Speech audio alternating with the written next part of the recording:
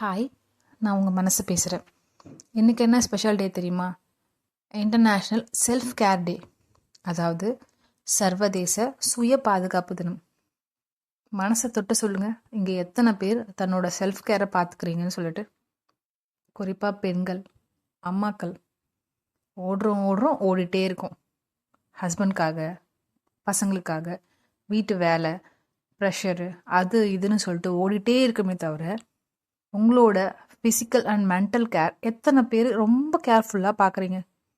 90% யாரும் பார்த்துக்கிறதே கிடையாது.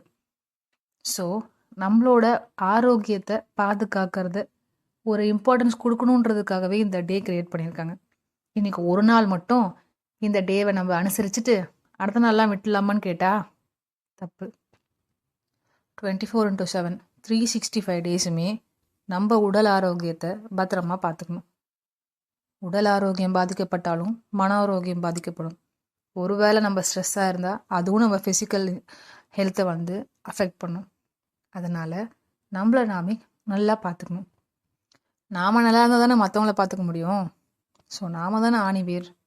ஸோ அதனால் உங்களை நீங்களே கேர் பண்ணிக்கோங்க. செல்ஃப் கேர் சின்ன சின்ன விஷயங்கள் தான். அது என்னங்க செல்ஃப் கேரு? நான் கரெக்டாக தானே பண்ணிகிட்ருக்கேன். இல்லைங்க, நீங்கள் பண்ணிகிட்ருக்கிறதெல்லாம் கரெக்டு தான். ஆனால் அதை இன்னும் கொஞ்சம் தெளிவாக பண்ணணும்.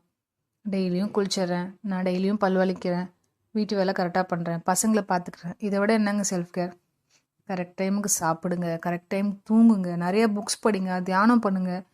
அதாவது மனசை எந்த அளவுக்கு சந்தோஷமாக வச்சுக்கக்கூடிய விஷயங்களை நீங்கள் பண்ணும்போது உங்கள் ஃபிசிக்கலி கேருமே நல்லாயிருக்கும். நைட் தூங்க போகிறீங்களா? அடுத்த நாள் காலை நம்ம என்னென்ன பண்ணணுன்றதை லிஸ்ட் அவுட் எடுப்பீங்களா? மோஸ்ட்லி என்ன சமைக்கலாம், என்ன லஞ்ச் பண்ணி கொடுக்கலாம், என்ன பசங்களுக்கு ட்ரெஸ் பண்ணலாம், எப்படி தலை வரலாம், அதெல்லாம் யோசிக்கிற மாதிரி நம்ம எத்தனை மணிக்கு எழுந்திரிக்கணும், இன்றைக்கி என்ன ஜூஸ் குடிக்கணும், இன்றைக்கி என்ன மாதிரி நாம் பர்ஃபெக்டாக ரெடி ஆகணும், எத்தனை மணிக்கு தூங்கணும், எத்தனை மணிக்கு எழுந்திரிக்கணும், என்ன புக்ஸ்லாம் படிக்கலாம். இது மாதிரி சின்ன விஷயங்களுக்கு முன்னுரிமை கொடுங்க. மற்றவங்கள பற்றி மட்டுமே யோசிச்சுக்கிட்டு உங்களோட எல்லாத்தையும் நீங்கள் இழந்துக்கிட்டு இருக்கீங்க. உங்களோட ஸ்ட்ரெஸ் லெவல் கண்டிப்பாக உங்கள் ஆரோக்கியத்தை பாதிக்கும். மன அழுத்தமாக இருக்கும்போது எந்த ஒர்க்கும் பண்ண முடியாது. ஸோ அந்த டைமை நீங்கள் டைவெர்ட் பண்ணுற மாதிரி உங்களுக்கு பிடிச்ச மாதிரி டீ குடிக்கலாம், கொஞ்ச நேரம் வாக் போகலாம், ஏதாவது புக்ஸ் ரீட் பண்ணலாம். இது மாதிரி சின்ன சின்ன விஷயங்களில் கவனத்தை திசை திருப்பும்போது உங்களோட மன அழுத்தம் கண்டிப்பாக குறையும். இதுவும் ஒரு வகையான செல்ஃப் கேர் தான் இல்லையா? தியானம் பண்ணலாம் மோஸ்ட் ஆஃப் டைம். இது நான் எந்த சாமிக்காக அந்த சாமிக்காகலாம் சொல்லலை. தியானம்ன்றது அமைதியாக உட்காந்தாவே போதும். ஒருவேளை அதுக்கு டைம் இல்லையா, ஏதாவது ஒரு நாள் எடுத்துங்க, ஏதாவது ஒரு டைம் எடுத்துங்க. அந்த டைமில் கண்டிப்பாக ட்ரை பண்ணி பாருங்கள். மனசு அமைதியாக இருக்கும். உங்களோட செல்ஃப் கேர் கரெக்டாக இருந்தால் உங்களால் எதுலேயுமே ஃபஸ்ட் வர முடியும். நம்மளோட சுயமரியாதையும் தன்னம்பிக்கையும் இன்க்ரீஸ் ஆகும். இந்த செல்ஃப் கேர் நம்மளோட கவலையும் மனசோர்வையும் குறைக்கிறதா சொல்கிறாங்க. அதாவது ஃபார் எக்ஸாம்பிள், நம்ம கொஞ்சம் இறக்கமாக இருக்கோம், நிறைய பேர் மேலே அன்பு காட்டுறோம் அப்படின்னா மனசோர்வு ஏற்படுற அபாயம் ரொம்ப குறைவுன்னு சொல்லிட்டு ஆராய்ச்சியில் சொல்கிறாங்க. சுய அன்பு, மனநோய் ஓரளவு உங்களுக்கு பொறுப்புனா அந்த உணர்வுலேருந்து நீங்கள் விடுபடுறதுக்கு உதவியாக இருக்கும். உங்கள் கனவுகளுக்கு சிறகு கொடுங்க. என்ன பண்ணணும்னு நினைக்கிறீங்களோ அதை பண்ணுங்கள். அதுவே உங்களை பிரிஸ்காக இருக்க வைக்கும்.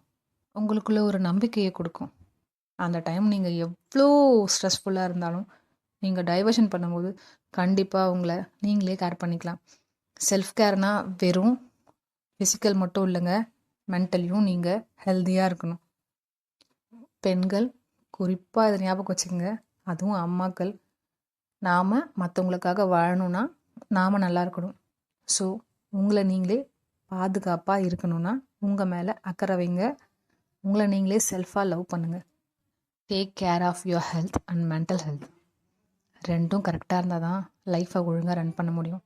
இல்லைனா இரிட்டேட் ஆகிட்டு நாமளும் நல்லா இருக்க முடியாது, நம்மளை சுற்றி இருக்கவங்களையும் சந்தோஷமாக பார்த்துக்க முடியாது. ஸோ